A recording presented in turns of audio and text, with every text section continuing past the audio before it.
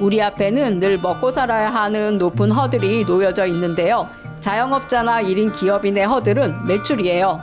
하루하루 매출로 스스로를 평가해요.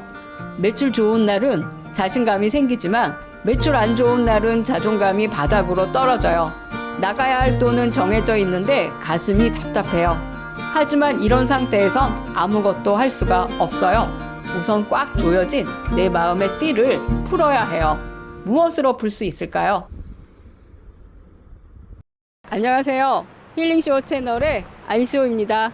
제가 영상을 기획할 때 가장 먼저 떠올리는 게 채널의 캐치플레이즈인 지쳐있는 성공을 힐링합니다 인데요.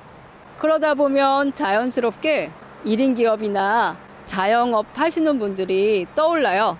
제가 상실의 늪에서 헤어날 때 가장 먼저 했던 일은 신에게 묻는 일이었어요. 신이란 존재는 있다고 생각하면 있고 없다고 생각하면 없는 존재인데요. 저는 있다고 생각하는 쪽이었기 때문에 물어볼 때가 있어서 다행이었어요. 신에게 묻는 것을 기도라고 하는데요. 저 이제 어떻게 살아요? 이제 뭐 먹고 살아요? 하고 물었어야 했는데 저는 그것보다 나를 이렇게 바닥에 떨어뜨려 놓을 거라면 왜 그렇게 높은 곳에 올려놓았냐고 묻고 싶었어요. 왜냐하면 높은 곳에서 떨어지면 더 아프거든요. 신의 응답이란 것은 주로 물 위로 뭐가 뜨는 것처럼 내 마음속에 떠오르는 어떤 것으로 올 수 있는데 내게 직접 오는 경우도 있고 다른 사람을 통해서 오기도 해요. 저는 앞에 제 질문에 대한 신의 응답을 2번 받았는데요. 한 번은 와칭을 쓰신 명상가 김상훈 쌤을 통해서 받았고 또 제 영상 3편에서 소개했던 헤르만 헤세의 데미안 서문을 통해 다시 한번 답이 왔어요.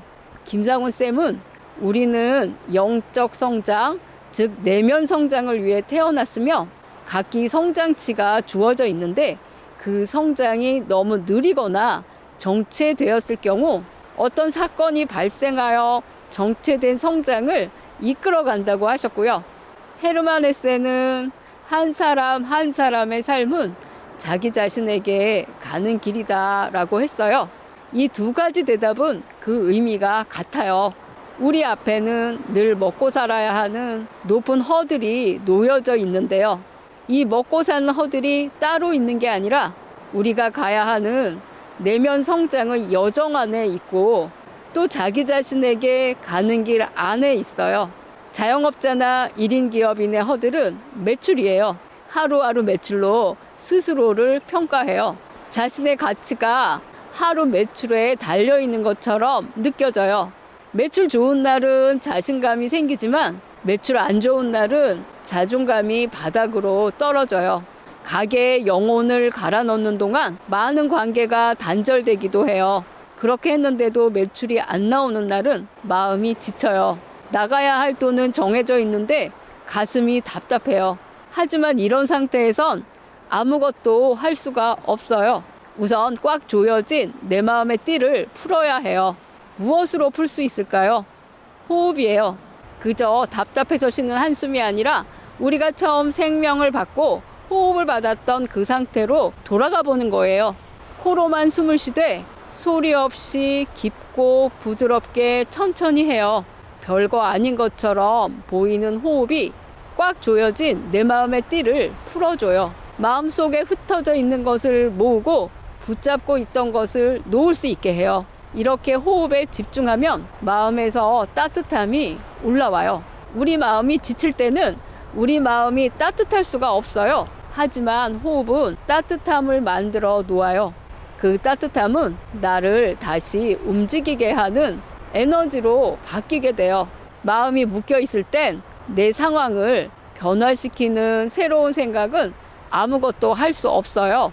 매출 때문에 답답할 땐 꽉 조여진 내 마음의 띠를 호흡으로 먼저 풀어야 해요. 힐링쇼 7번째 이야기를 찍으러 다시 바다로 갔어요. 이번에는 태안의 신도리 해변인데요. 바다 분위기가 차분해서 그런지 세계인의 영적 스승이셨던 틱나탄 스님께서 남기신 말씀 한 부분을 떠올리게 되었어요. 모든 인간은 파도인 동시에 바닷물이다. 하지만 파도의 삶을 산다. 물의 삶을 살지 않는다. 파도의 삶에서는 본성을 알 수 없다. 본성을 아는 것은 물의 삶이다. 우리가 본성을 아는 순간 갖고 있던 모든 두려움과 아픔이 사라짐을 체험한다. 저는 이 말씀을 즉시 이해하진 못했고요. 꽤 시간이 흐른 뒤에야 비로소 그 의미를 알게 되었어요. 우리가 본성을 아는 물의 삶을 산다는 것이 어떤 것인지 앞으로 차례차례 이야기하려고 해요.